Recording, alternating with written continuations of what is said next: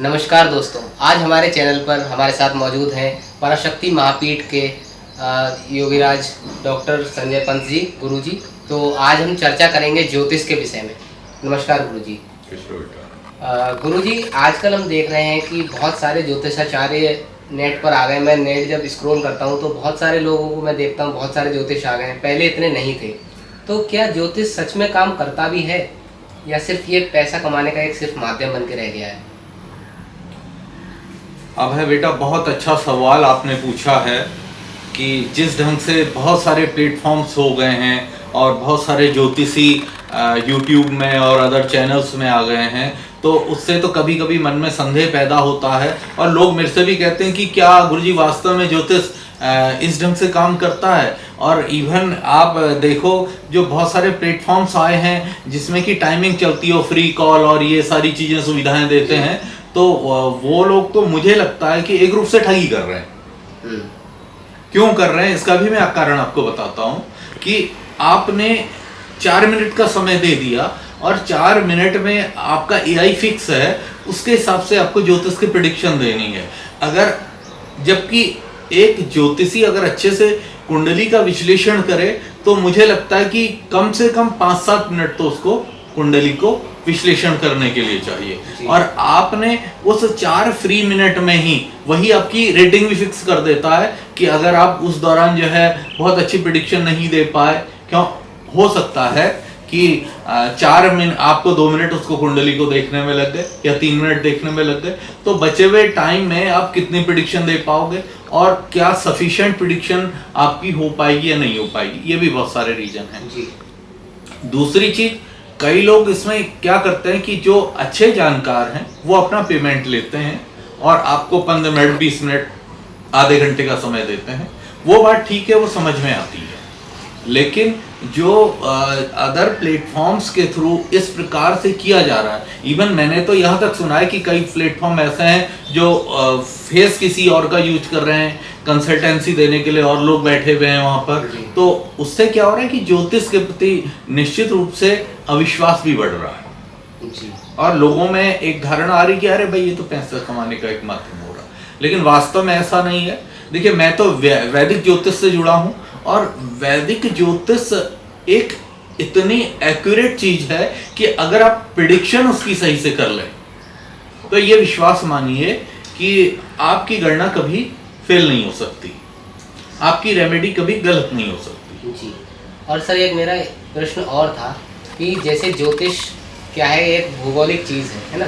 तो ज्योतिष के हिसाब से जो हमारी गणनाएं होती हैं उनसे ये तो जैसे मेरे समझ में आता है कि हम पता लगा सकते हैं कि हमारे पास धन कितना होगा या हम सुखी रहेंगे नहीं रहेंगे या हमारी फैमिली कैसी रहने वाली है।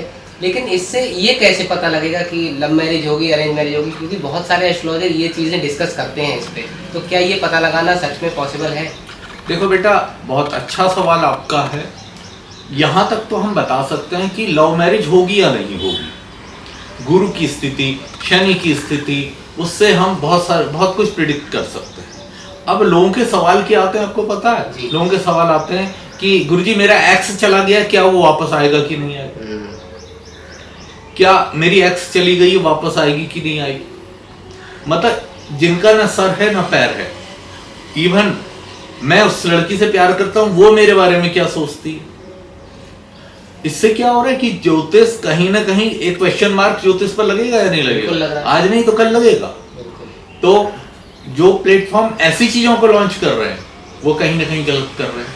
और सही चीजें तो हमेशा सही रहेंगी। हाँ, आप इतना बता सकते हैं कि आपकी लव मैरिज होगी, आपकी इंटरकास्ट मैरिज की संभावना है, आपकी मैरिटल लाइफ कैसी होगी, बहुत स्मूथ होगी, तनाव भरी होगी, या इसमें डाइवोर्स का योग है, या एक से ज्यादा अफेयर या एक से ज्यादा मैरिज की संभावना, ये आप बता सकते हैं। आपका कैरियर कैसा होगा, ये आप बता सकते हैं। आपके शरीर में कोई रोग तो नहीं होगा, और रोग होगा तो किस प्रकार का होगा, ये आप बता सकते हैं। उसके हिसाब से आप रेमेडी दे सकते हैं कि क्या रेमेडी आप यूज करें, क्या उपाय आप यूज करें, तो आपको उससे लाभ मिलेगा।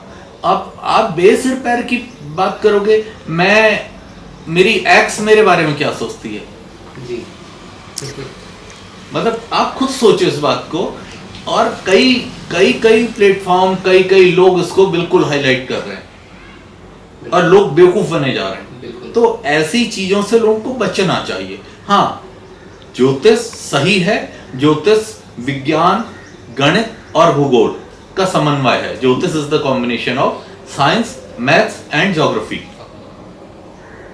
और ये तीनों ही चीजों से मिलकर ज्योतिष बनती है। और अगर ज्योतिषी गणना करने वाला ज्योतिषी, ज्योतिष को पांचवा वेद कहा गया है, वो इसीलिए कहा गया कि जो है अगर जिसको ज्योतिष का अच्छा ज्ञान होगा तो वो जो प्रिडिक्शन करेगा वो गलत नहीं होगी, पहली बात। उसके अलावा जो वो उपाय बताएगा, मैंने अपने जीवन में ऐसे ऐसे लोगों को उपाय बताए हैं, क्योंकि मुझे मेरे पिताजी से विरासत में कई चीजें मिली, तो ऐसे ऐसे उपाय मैंने लोगों को बताए हैं जिन लोगों की शादियां नहीं हो रही थी और 35 साल 40 साल की एज हो गई थी, रिश्ते आते थे टूट जाते थे, या और बहुत सारी चीजें होती थी, तो उन लोगों के घर बस गए।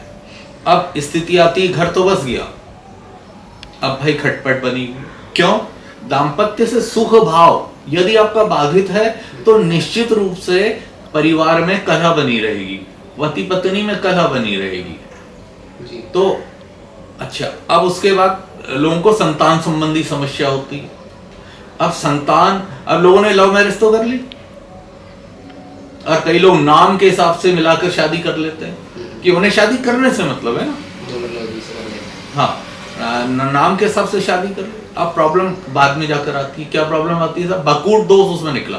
अब हमने कुंडली मिला, इसमें भकूट दोष है। भकूट क्या है? भकूट निर्धारित करता है कि हमारे बीच में प्रेम संबंध क्या हो, कैसा होगा, और हमारे बीच में संतान की संभावना क्या है।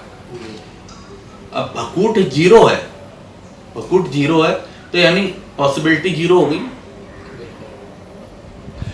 तो अब आप यहां पर क्या कर सकते हो?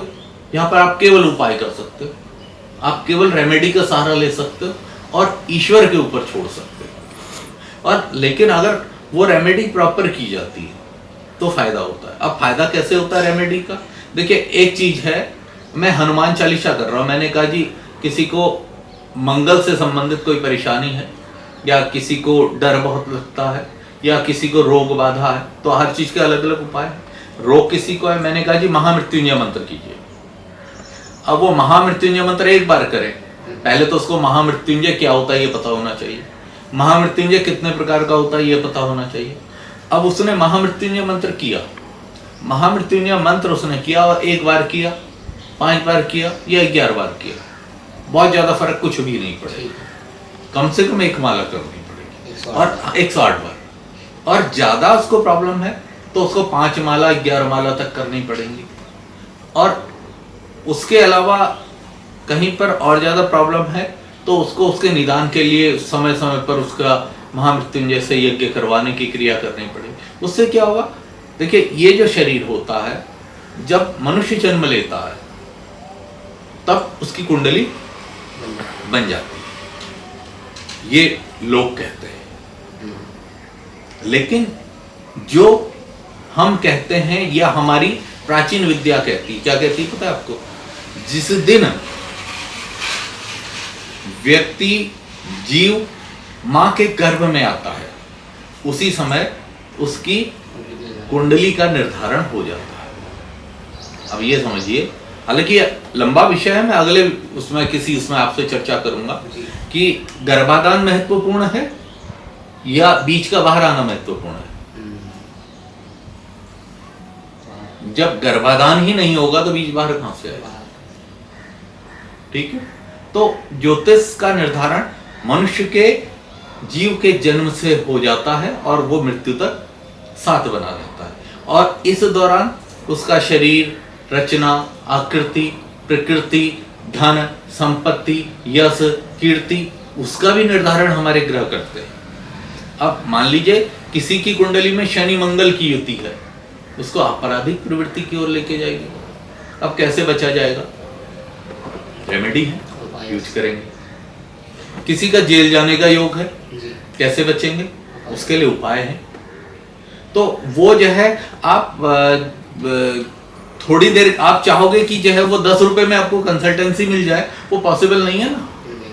जो ये प्लेटफॉर्म्स हैं इनके थ्रू जो लोग पूछ लेते हैं, मेरे पास कई लोगों के कई बार सवाल मैंने देखे हैं, तो वो कहते हैं कि भाई बच्चा क्या होगा, हमारे परिवार में ये बाधा चल रही है। तो भाई अगर आप वास्तव में इस विद्या की और ज्योतिषी की कोई कदर करता है तो कम से कम उसको ज्योतिषी से सम्मान पूर्वक चीजें पूछनी चाहिए, ताकि वो प्रॉपर आपको बता सके और आप भी उस बात को समझते हुए उसका अनुसरण कर सकें, तभी आपको लाभ होगा। और अगर आप ऐसा नहीं कर पाएंगे तो उसका कोई लाभ नहीं। सर उपायों से एक सवाल आ रहा है मेरे दिमाग में। अभी मैं कुछ दिन पहले एक रील स्क्रॉल कर रहा था, तो उसमें उन्होंने एक उपाय बताया था कि अगर आपके पार्टनर ने आपको इंस्टाग्राम पे ब्लॉक कर दिया है तो आप ये उपाय कर सकते हैं। तो जब ज्योतिषी शास्त्र लिखा गया, जब बनाया गया, उस समय इंस्टाग्राम नहीं था, तो ये उपाय कहाँ से आया? बेटा मैंने अभी आपको एक बात बोली जी। मैंने कहा आप फ्रॉड करना चाहो कुछ भी कर लो, कैसे भी कर लो।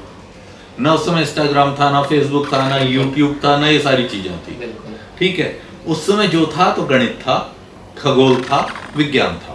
इसके हिसाब से हमने गणनाएं की, गणनाओं के हिसाब से हमने कैलकुलेशन की, कैलकुलेशन के बाद हमने कहा कि ये हो सकता है और ये होगा, ये संभावित है। अगर आपने इसको काटना है तो आप ये उपाय कीजिए, ये होगा। तो जो चीज़ें लंबे समय से चलती नहीं आ रही हैं, इसका मतलब उनका उपाय बताना एक तरीके से गलत हुआ, जो पुराने जमाने में नहीं थी और अब वो चीज़ें मौजूद आ बेटा इंस्टाग्राम वाला जो आप प्रकरण आप मेरे को बता रहे हैं, मुझे तो खुद भी हंसी आ रही है कि भाई इंस्टाग्राम में किसी ने ब्लॉक कर दिया है। अब पूछने वाला देखिए कितना बेहुदा है और बताने वाला उससे ज्यादा बेहुदा है जी। क्योंकि मैंने तो ऐसा कुछ नहीं देखा, आप बता रहे हो तो बहुत दुखद ये है, क्योंकि ऐसा कभी संभव नहीं है। मैंने एक रील देखी थी इसलिए मेरे हाँ, प्रश्न आया। ऐसा कभी संभव नहीं है।